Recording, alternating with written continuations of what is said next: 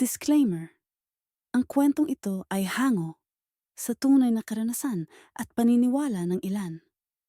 Layunin nitong magbigay ng libangan at kilabot, hindi upang magdulot ng takot o manira ng paniniwala ng iba. Kung ikaw ay mahina sa mga nakakatakot na kwento, mag-ingat sa panunood. Tahimik ang buong baryo ng gabing iyon. Tanging ang huni ng mga kuliglig at ang malalakas na kalusko sa kakahuyan ng maririnig. Isang matandang albularyo ang matagal nang nagbababala. May bumabalik sa gubat at ito'y nagmamasid. Ilang linggo nang may nawawalang tao, mga magsasaka, bata, at kahit ang matapang na mga mangangaso ng baryo. Ngunit ang pinakanakakatakot sa lahat, wala isa man sa kanila ang bumalik. Ang iba ay nagsasabing baka ligaw lamang sila sa makapal na kagubatan, pero may ilan na tahimik lang, nanginginig, sapagkat alam nilang hindi basta tao ang may kagagawan nito. Si Miguel, isang binatang may tapang na hindi matatawaran, ay hindi kailanman naniwala sa mga kwentong ito. Para sa kanya, ang lahat ng ito'y gawa-gawa lang upang takutin ang mga bata at pigilan ang mga tao sa paggalugad sa gubat. Ngunit nang ang kanyang matalik na kaibigang si Nardo ay nawala isang gabi, matapos maglakad papunta sa kakahuyan, nagbago ang lahat. Hindi siya basta nawala, ani Lola Sabel, ang matandang albularyo ng baryo. May humila sa kanya. Nagtawanan ng ilan sa mga taga-baryo, pero sa ilalim ng kanilang halakhak ay may takot. Takot na baka totoo ang mga sinasabi ng matanda. Ngunit si Miguel, puno ng galit at pag-aalinlangan, ay nagpasiyang puntahan ang gubat kasama ang ilan pang kabataan upang hanapin si Nardo. Habang lumalalim ang gabi at lumulusong sila sa madilim na kakahuyan, napansin nilang hindi ito isang ordinaryong gubat. Ang mga puno'y tila buhay, gumagalaw sa bawat pag-ihip ng hangin, at ang mga anino sa paligid ay nagmamasid, naghihintay. Lumamig ang simoy ng hangin, at ang amoy ng bulok na laman ay sumalubong sa kanila. Miguel, umalis na tayo, bulong ni Ernesto, isa sa kanyang mga kasama, habang mahigpit na hawak ang dalang itak. Ngunit hindi natinag si Miguel.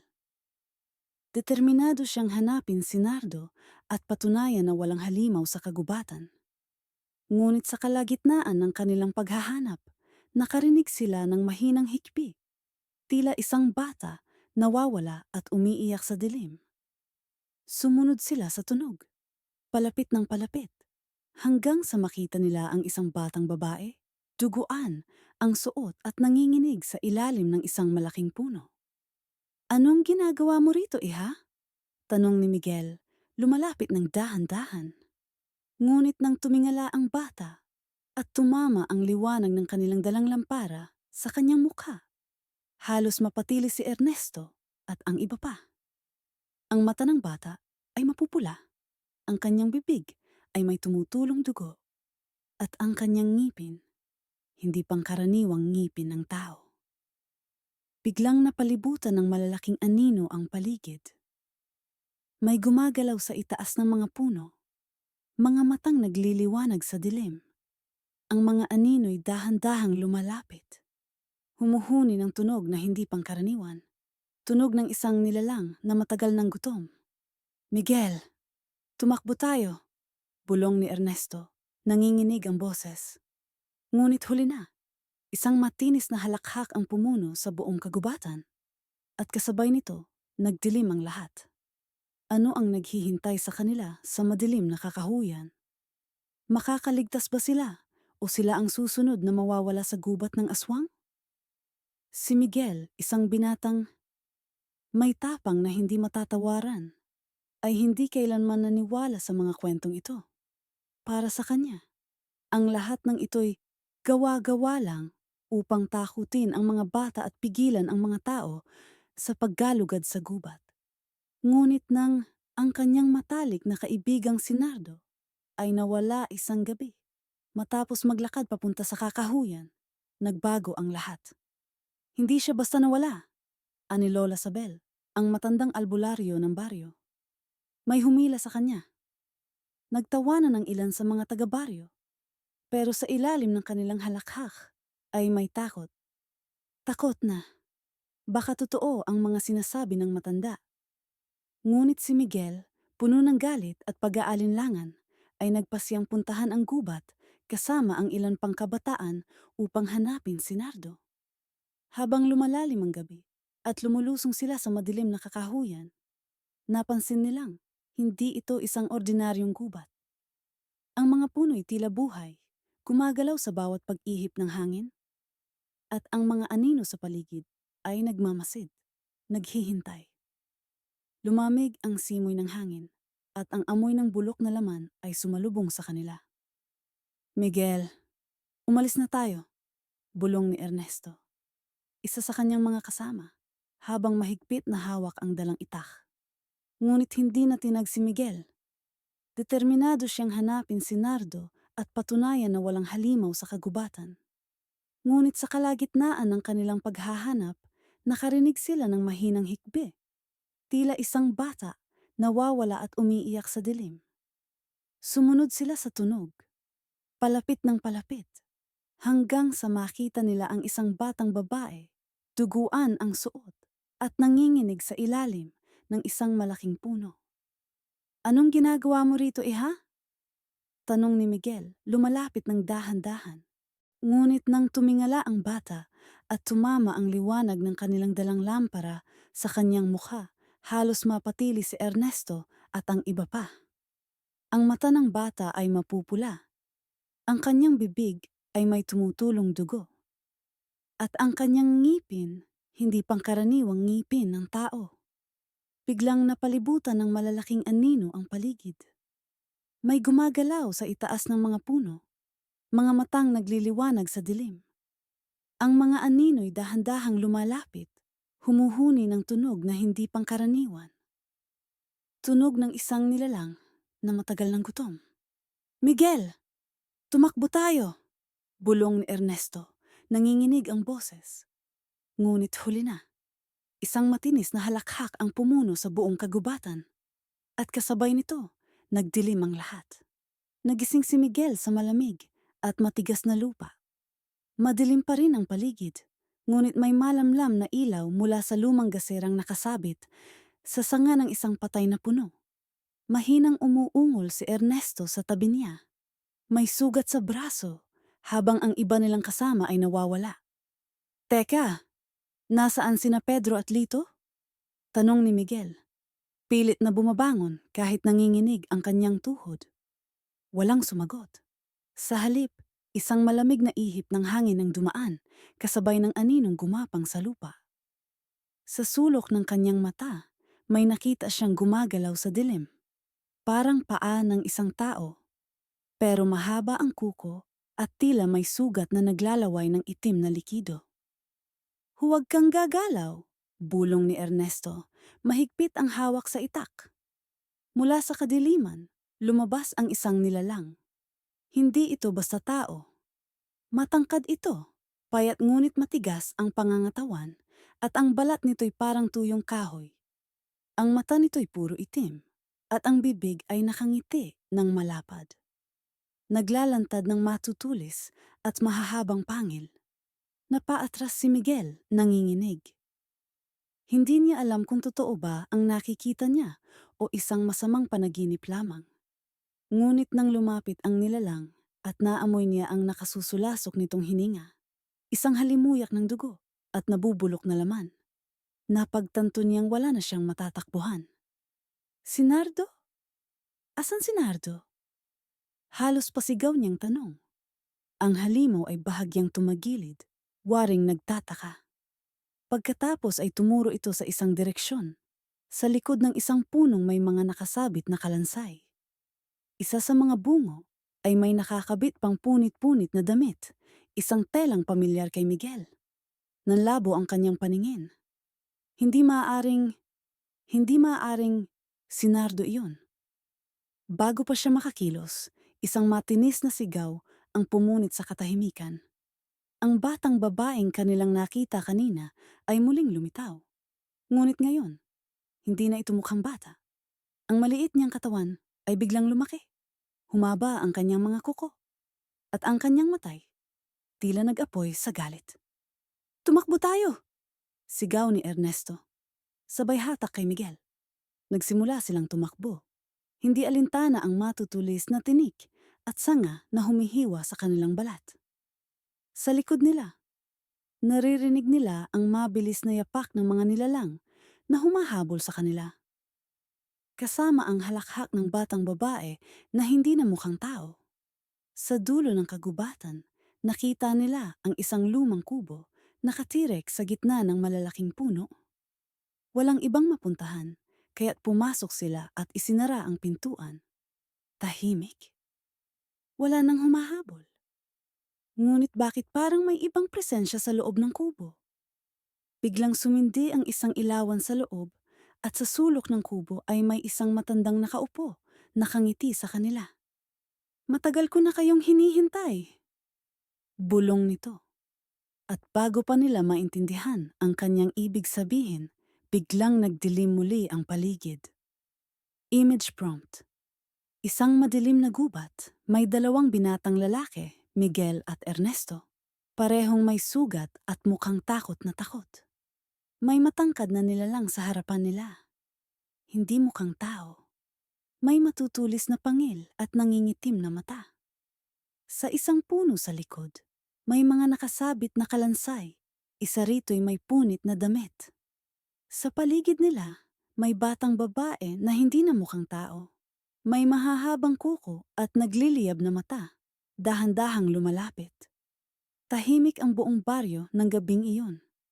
Tanging ang huni ng mga kuliglig at ang malalakas na kaluskos sa kakahuyan ang maririnig. Isang matandang albularyo ang matagal nang nagbababala. May bumabalik sa gubat at ito'y nagmamasid. Ilang linggo nang may nawawalang tao, mga magsasaka, bata, at kahit ang matapang na mga mangangaso ng baryo. Ngunit ang pinakanakakatakot sa lahat, wala isa man sa kanila ang bumalik. Ang iba'y nagsasabing baka ligaw lamang sila sa makapal na kagubatan pero may ilan na tahimik lang. Nanginginig sapagkat alam nilang hindi basta tao ang may kagagawan nito. Si Miguel, isang binatang may tapang na hindi matatawaran, ay hindi kailanman naniwala sa mga kwentong ito. Para sa kanya, ang lahat ng ito'y gawa-gawa lang upang takutin ang mga bata at pigilan ang mga tao sa paggalugad sa gubat. Ngunit nang ang kanyang matalik na kaibigang si Nardo ay nawala isang gabi, matapos maglakad papunta sa kakahuyan, nagbago ang lahat. Hindi siya basta nawala, ani Lola Sabel, ang matandang albularyo ng baryo. May tahimik ang buong baryo ng gabing iyon. Tanging ang huni ng mga kuliglig at ang malalakas na kaluskos sa kakahuyan ang maririnig. Isang matandang albularyo ang matagal nang nagbababala. May bumabalik sa gubat at ito'y nagmamasid. Ilang linggo nang may nawawalang tao, mga magsasaka, bata, at kahit ang matapang na mga mangangaso ng baryo. Ngunit ang pinakanakakatakot sa lahat, wala isa man sa kanila ang bumalik. Ang iba'y nagsasabing baka ligaw lamang sila sa makapal na kagubatan. Pero may ilan, na tahimik lang, nanginginig, sapagkat alam nilang hindi basta tao ang may kagagawa nito. Si Miguel, isang binatang may tapang na hindi matatawaran, ay hindi kailanman naniwala sa mga kwentong ito. Para sa kanya, ang lahat ng ito'y gawa-gawa lang upang takutin ang mga bata at pigilan ang mga tao sa paggalugad sa gubat. Ngunit nang ang kanyang matalik na kaibigang si Nardo ay nawala isang gabi matapos maglakad papunta sa kakahuyan, nagbago ang lahat. Hindi siya basta nawala, ani Lola Sabel, ang matandang albularyo ng baryo. May humila sa kanya.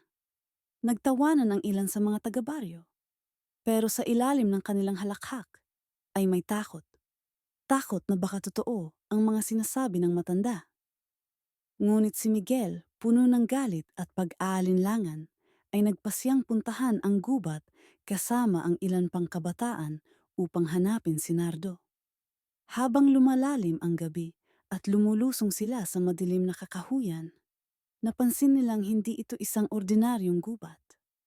Ang mga puno'y tila buhay, gumagalaw sa bawat pag-ihip ng hangin, at ang mga anino sa paligid ay nagmamasid, naghihintay. Lumamig ang simoy ng hangin, at ang amoy ng bulok na laman ay sumalubong sa kanila. Miguel, umalis na tayo, bulong ni Ernesto, isa sa kanyang mga kasama, habang mahigpit na hawak ang dalang itak. Ngunit hindi natinag si Miguel. Determinado siyang hanapin si Nardo at patunayan na walang halimaw sa kagubatan. Ngunit sa kalagitnaan ng kanilang paghahanap, nakarinig sila ng mahinang hikbi, tila isang bata nawawala at umiiyak sa dilim. Sumunod sila sa tunog, palapit ng palapit, hanggang sa makita nila ang isang batang babae, duguan ng suot at nanginginig sa ilalim ng isang malaking puno. "Anong ginagawa mo rito, iha?" tanong ni Miguel. Lumalapit ng dahan-dahan. Ngunit nang tumingala ang bata at tumama ang liwanag ng kanilang dalang lampara sa kanyang mukha, halos mapatili si Ernesto at ang iba pa.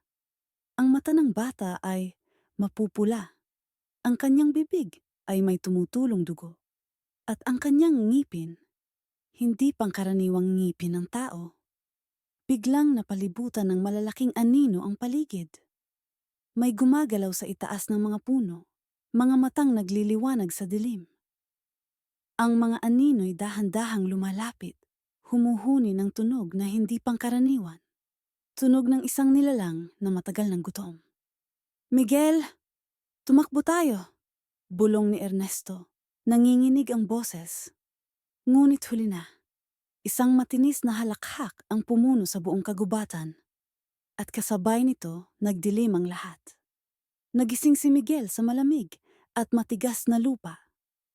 Madilim pa rin ang paligid, ngunit may malamlam na ilaw mula sa lumang gasirang nakasabit sa sanga ng isang patay na puno. Mahinang umuungol si Ernesto sa tabi niya, may sugat sa braso, habang ang iba nilang kasama ay nawawala. "Teka, nasaan sina Pedro at Lito?" tanong ni Miguel. Pilit na bumabangon kahit nanginginig ang kanyang tuhod. Walang sumagot. Sa halip, isang malamig na ihip ng hangin ang dumaan, kasabay ng aninong gumapang sa lupa. Sa sulok ng kanyang mata, may nakita siyang gumagalaw sa dilim. Parang paa ng isang tao, pero mahaba ang kuko at tila may sugat na naglalaway ng itim na likido. "Huwag kang gagalaw," bulong ni Ernesto, mahigpit ang hawak sa itak. Mula sa kadiliman, lumabas ang isang nilalang. Hindi ito basta tao. Matangkad ito, payat ngunit matigas ang pangangatawan at ang balat nito'y parang tuyong kahoy. Ang mata nito'y puro itim at ang bibig ay nakangiti ng malapad, naglalantad ng matutules at mahahabang pangil. Napaatras si Miguel, nanginginig. Hindi niya alam kung totoo ba ang nakikita niya o isang masamang panaginip lamang. Ngunit nang lumapit ang nilalang at naamoy niya ang nakasusulasok nitong hininga, isang halimuyak ng dugo at nabubulok na laman, napagtanto niyang wala na siyang matatakbuhan. "Si Nardo, asan si Nardo?"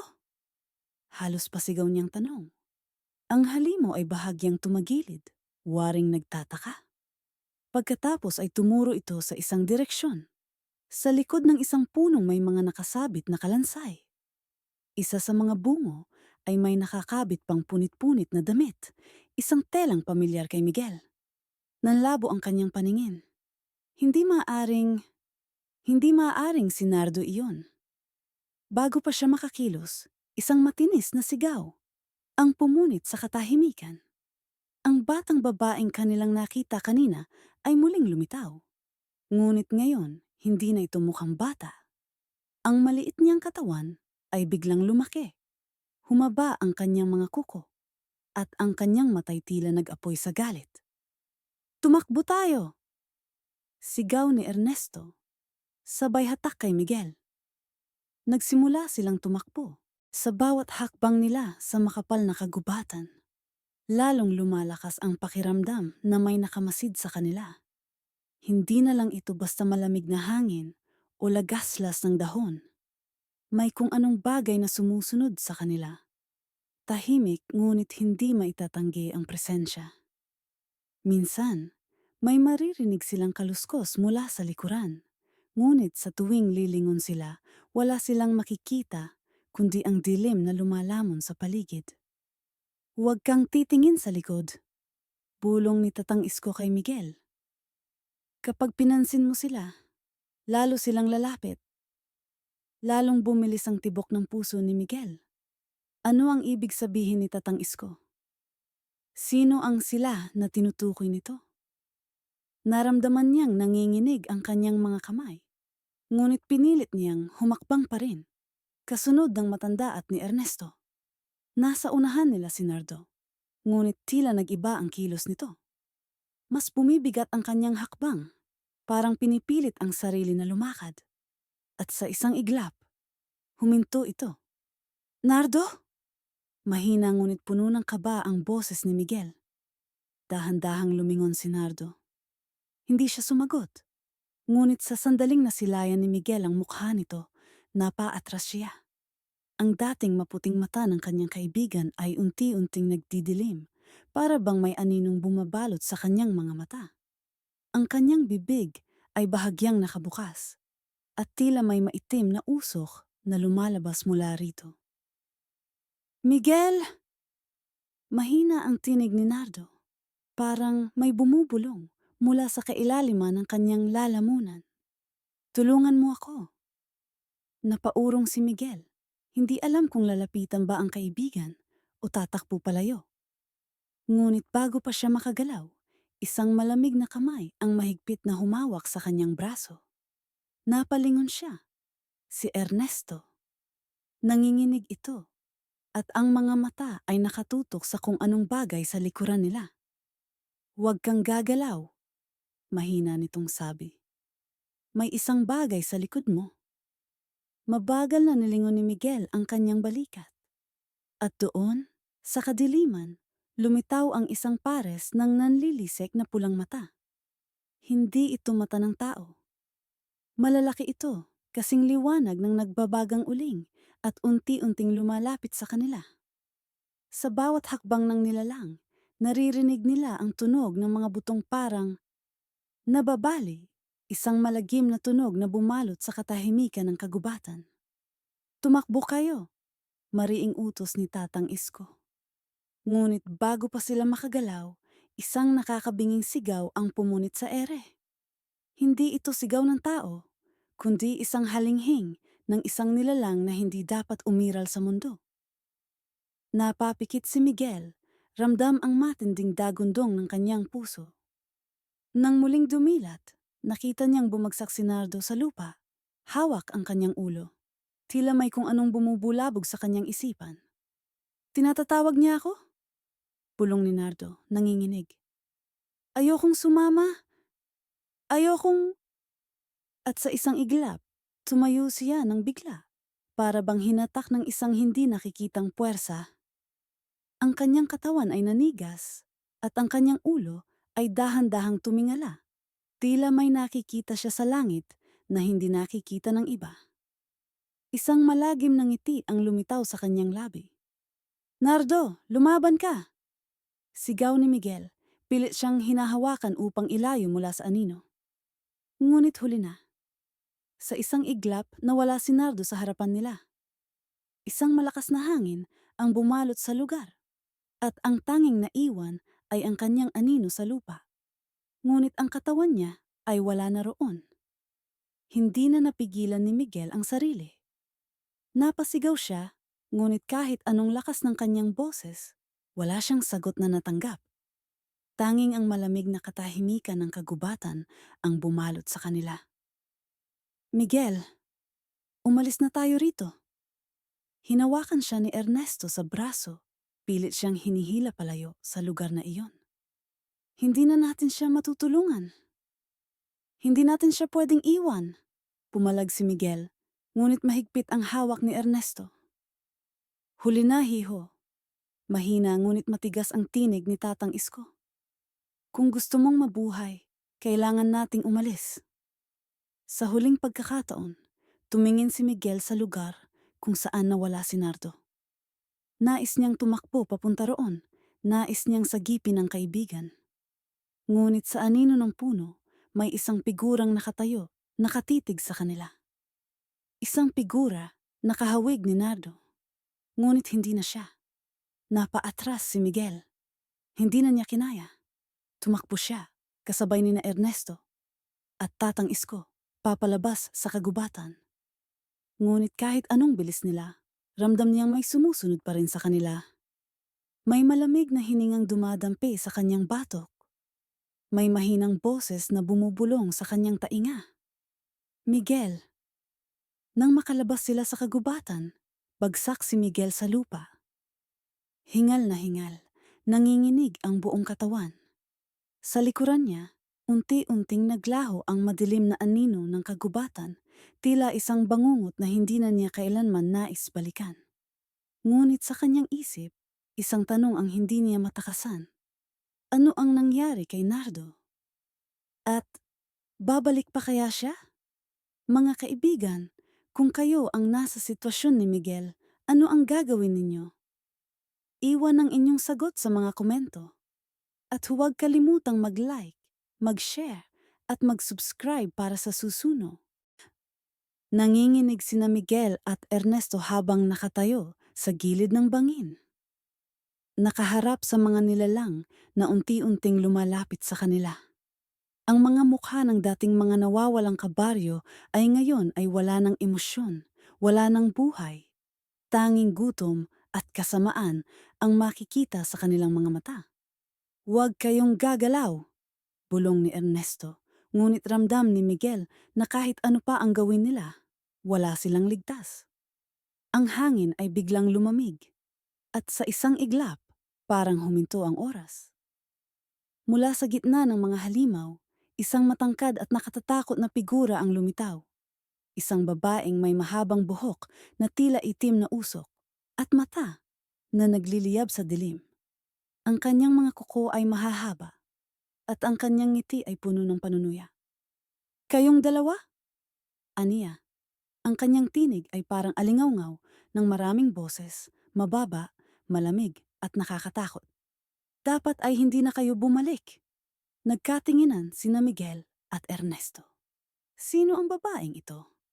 Siya ba ang dahilan ng pagkawala ng mga tao sa baryo? Ngunit bago pa sila makasagot, itinaas ng babae ang kanyang kamay. Sa isang iglap, ang mga aninong nakapalibot sa kanila ay biglang lumipad pataas. Bumalot sa katawan ni na Miguel at Ernesto. Napasigaw si Miguel sa sakit, parang may libu-libong kamay na humihila sa kanyang kaluluwa. Pilit siyang hinihiwalay sa kanyang sariling katawan. Ano to? Sigaw ni Ernesto, pilit na lumalaban, ngunit wala silang magawa. At doon nila nakita ang tunay na bangungot. Hindi lang sila pinapalibutan ng mga halimaw, kundi sila mismo ay unti-unting nagiging isa sa kanila. Ang kanilang balat ay nagiging kulay abo, ang kanilang mga kamay ay pumapayat, humahaba ang kanilang mga kuko. Pakiramdam ni Miguel ay nawawala ang kanyang isipan. Tinatabunan ng gutom, ng galit, ng isang hindi maipaliwanag na uhaw sa laman ng tao. Hindi, bulong niya, pilit na lumalaban. Hindi ako isa sa inyo. Ngunit sa kanyang harapan, nakita niya si Ernesto na bumibigay na. Ang kanyang mata ay unti-unti nang nawawalan ng puti at ang kanyang katawan ay halos hindi na niya makontrol. Miguel, tulungan mo ako! Bulong ni Ernesto, ngunit ang kanyang tinig ay halos hindi na siya mismo. Isa na siyang halimaw. At doon, napagtanto ni Miguel ang katotohanan. Wala silang planong patayin sila. Gusto nila silang gawing isa sa kanila. Ngunit paano siya lalaban? Wala siyang sandata. Wala siyang lakas. Bago pa siya tuluyang makain ng dilim, biglang may narinig siyang isang pamilyar na boses. Miguel! Isang figura ang lumitaw mula sa dilim. Si Tatang Isko, ang matandang albularyo ng baryo. Sa kanyang kamay ay may hawak siyang isang bote ng likido na kumikinang sa dilim. Walang pag-aalinlangan, itinapon ito ni Tatang Isko kay Miguel. Basagin mo yan sa sahig. Bilis! Sa huling sandali, bago mawala ang kanyang sarili, sinunod ni Miguel ang utos. Sa isang iglap, isang nakakasilaw na liwanag ang lumabas mula sa bote. At ang mga anino ay nagsimulang magsisigaw. Nasusunog sa liwanag na hindi nila matakasan. Kasabay nito, biglang napahandusay si Ernesto sa lupa. Humihingal. Ngunit bumalik na sa kanyang tunay na anyo. Ngunit hindi pa tapos ang bangungot. Ang babae ay nakatitig pa rin sa kanila. Galit na galit. At unti-unting lumalapit. Hindi kayo makakatakas, anito. Nagkatinginan sina Miguel at Ernesto kay Tatang Isko na ngayon ay may hawak ng isa pang bote ng mahiwagang likido. Takbo! Sigaw niya. At sa gitna ng kaguluhan, nagsimula silang tumakbo. Iniwan ang babaeng nilalang na nagngangalit sa likod nila. Ngunit bago sila tuluyang makaalis sa kagubatan, naramdaman nilang may isang presensya pang sumusunod sa kanila. Si Nardo. Ngunit iba na siya ngayon. Hindi na siya isang halimaw, ngunit hindi rin siya isang ganap na tao. Ang kanyang katawan ay nasa pagitan ng dalawang mundo, at ang kanyang mga mata ay puno ng luha. Miguel! Aniya, mahina. Halos hindi na marinig. Si Miguel ay nagdalawang isip. Dapat ba nilang iwan si Nardo? O may paraan pa para iligtas siya? Mga kaibigan, kung kayo ang nasa sitwasyon nila, ano ang gagawin ninyo? Iiwan niyo ba si Nardo upang makaligtas? O susubukan niyo siyang isama kahit delikado? Sa tingin niyo, may pag-asa pa ba silang makalabas ng buhay? Ilagay ang inyong sagot sa mga komento at huwag kalimutang i-like at i-subscribe para sa susunod na bahagi ng kwentong ito. Naidagdag ko na ang malaking twist at mas pinalala pa ang takot sa kwento. Kung may gusto kang idagdag o baguhin, sabihin mo lang. Hingal na hingal sina Miguel at Ernesto habang patuloy silang tumatakbo sa madilim na gubat. Sa bawat yapak nila, ramdam nila ang malamig at basang lupa. Tila kumakapit sa kanilang mga paa upang pigilan silang makatakas. Sa likuran nila, ang halakhak ng babaeng nilalang ay lumalakas, humahalo sa sigaw ng mga aninong nabubura sa liwanag ng bote ni Tatang Isko. Ngunit hindi pa sila ligtas. Sa kanilang harapan, nakatayo si Nardo o kung anuman ang natira sa kanya. Ang kanyang katawan ay nanginginig. Ang kanyang mga mata ay puno ng luha. Ngunit hindi ito normal na luha. Itim ang likidong lumalabas sa kanyang mga mata. Unti-unting bumabalot sa kanyang mukha. Para siyang nilalamon ng kadiliman mula sa loob. Miguel, huwag mo akong iwan. Pakiusap ni Nardo. Ang kanyang tinig ay basag at puno ng sakit. May paraan pa para iligtas ka. Sigaw ni Miguel, ngunit bago pa siya makalapit, isang malakas na puwersa ang humila kay Nardo pabalik sa dilim. Miguel, tulungan mo Hindi na natapos ni Nardo ang kanyang pangungusap nang bumalot sa kanya ang itim na anino. Pinunit ang kanyang katawan mula sa realidad. Isang malakas na sigaw ang narinig, at sa isang iglap, nawala siya sa harapan nila. Napahinto si Miguel, gulat na gulat. Nardo! Ngunit wala nang sagot. Tanging ang hangin at ang malalalim na anino ng kagubatan ang bumalot sa kanila. Huwag kang tumigil! Sigaw ni Ernesto. Hinila si Miguel pabalik sa realidad. Hindi natin siya matutulungan kung mamatay tayo rito. Sa huling sandali, tumakbo silang muli. Pilit na nilalampasan ang makakapal na halaman at matutulis na sanga. Sa wakas, nakita nila ang dulo ng kagubatan. Ang lumang daan pabalik sa baryo. Ngunit sa pagitan nila at ng kanilang kaligtasan, nakatayo ang babaeng nilalang. Hindi na siya isang anino lamang. Ang kanyang katawan ngayon ay hubog ng isang taong may mahahabang kuko, lumulutang sa ere, at ang kanyang mga mata ay nagliliyab ng pulang apoy. Ang kanyang bunganga ay lumawak. Ipinakita ang matatalas na ngipin. Walang makakatakas, aniya. At sa isang iglap, sumabog ang hangin. Itinapon sina Miguel at Ernesto sa lupa. Namilog ang mata ni Miguel nang makita niyang lumalapit ang babae. Wala silang magawa. Wala na silang sandata.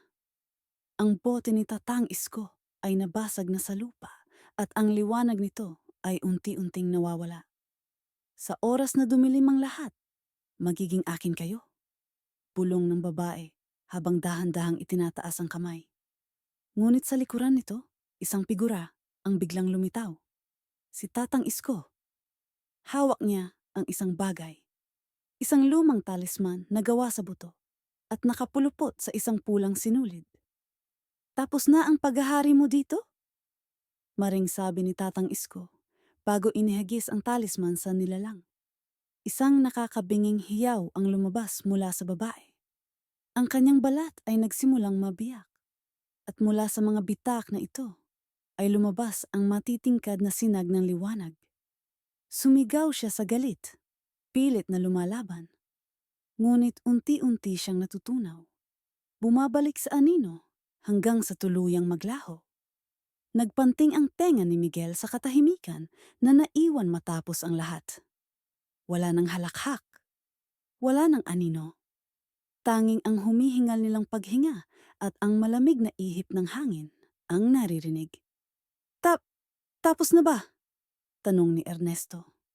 Hindi makapaniwala. Sa ngayon, sagot ni Tatang Isko. Ngunit ang kanyang mukha ay seryoso. Ngunit hindi ibig sabihin ay wala na siya. Babangon ang ganyang klaseng kasamaan hanggat may bumabalik sa kagubatang ito. Napatingin si Miguel sa kawalan, sa direksyon kung saan nawala si Nardo. Isang matinding kirot ang bumalot sa kanyang dibdib. Nardo! Walang nagsalita. Alam nilang may isang bagay na hindi pa nila naisasalba. At kahit ligtas na sila, may isang tanong na bumabalot sa kanilang isipan. Babalik ba si Nardo? O nawala na siya magpakailanman? Mga kaibigan, kung kayo ang nasa lugar ni Miguel, babalik pa ba kayo sa kagubatan para hanapin si Nardo? O tatanggapin niyo na lang ang pagkawala niya? I-comment niyo ang inyong sagot sa ibaba. Huwag kalimutang i-like, i-share, at mag-subscribe para sa susunod na bahagi ng kwento. Ang kwentong ito ay hango sa tunay na karanasan at paniniwala ng ilan. Layunin nitong magbigay ng libangan at kilabot. Hindi upang magdulot ng takot o manira ng paniniwala ng iba. Kung ikaw ay mahina sa mga nakakatakot na kwento, mag-ingat sa panonood. Tahimik na bumalik sina Miguel, Ernesto at Tatang Isko sa baryo. Sa kabila ng kanilang tagumpay, may isang bigat sa kanilang dibdib. Ang pagkawala ni Nardo. Ramdam ni Miguel ang malamig na hangin na dumadampi sa kanyang balat. Para bang may mga matang nakamasid sa kanila mula sa dilim. Pagkarating sa baryo, sinalubong sila ng mga taga roon na matagal nang nababahala sa kanilang pagkawala. Ang takot at pag-aalala sa mga mata ng kanilang mga mahal sa buhay ay napalitan ng ginhawa nang makita silang buhay. Ngunit nang tanungin sila kung ano ang nangyari sa gubat, walang makapagsalita. Alam nilang hindi nila maaaring ipaliwanag ang lahat. Hindi sa ganitong paraan. Kinabukasan, pinatawag ni Tatang Isko sina Miguel at Ernesto sa kanyang kubo. May isang lumang aklat siyang inilabas. Ang mga pahina nito ay dilaw na sa katandaan at ang sulat ay parang mula sa ibang panahon. Ipinakita niya ang isang larawan, isang babaeng may mahabang buhok at matalim na titig. Siya ang nakita natin, bulong ni Miguel, kinakabahan. Tumango si Tatang Isko. Ang kwento ng babaeng yan ay matagal nang ikinukwento sa baryo noon pa. Isang engkantada na nilinlang ng tao, pinatay ng hindi makatarungan. Kaya't bumalik siya bilang isang halimaw. Hindi siya basta mawawala. Nang marinig ito ni Miguel, lalong lumalim ang kanyang kaba. Kung ganoon, maaaring bumalik ba ang babaeng halimaw? Hindi pa tapos ang lahat. Sa mga sumunod na araw, sinubukan nilang bumalik sa normal na buhay. Ngunit may kakaibang pakiramdam sa paligid. Tuwing sasapit ang gabi, si Miguel ay palaging nagigising sa isang panaginip. Isang anino sa gilid ng kanyang kama, nakatitig sa kanya. Pabulong na tinatawag ang kanyang pangalan. Miguel. Ngunit tuwing babangon siya upang tingnan ito, wala siyang makikita. Isang gabi, hindi niya nakinaya. Nagising siyang muli sa parehong bangungot, ngunit sa pagkakataong ito, hindi na lang basta anino ang nakita niya. Sa kanyang bintana, isang figura ang nakatayo. Si Nardo. Ngunit hindi ito ang kaibigang kilala niya. Ang kanyang balat ay maputla. Ang kanyang mga mata ay malalim at walang sigla. Isang mahinang ngiti ang gumuhit sa kanyang labi. Salamat, Miguel, bulong ni Nardo. Nanigas ang katawan ni Miguel, hindi makagalaw, hindi makasigaw. Pilit niyang pinikit ang kanyang mga mata. Umaasang isa lamang itong panaginip. Ngunit nang muli niyang idilat ang kanyang paningin, wala na ang figura sa bintana. Kinabukasan, sa kanyang pagbangon, may isang bagay siyang napansin sa gilid ng kanyang kama. Isang punit na bahagi ng damit ni Nardo, madungis at puno ng tuyong dugo. Sa palagay niyo, totoo ba ang nakita ni Miguel? O isang guni-guni lamang? Iwan ang inyong sagot sa mga komento. At kung gusto niyong malaman kung ano ang susunod na mangyayari, huwag kalimutang mag-like, mag-share, at mag-subscribe para sa karugtong ng kwentong ito.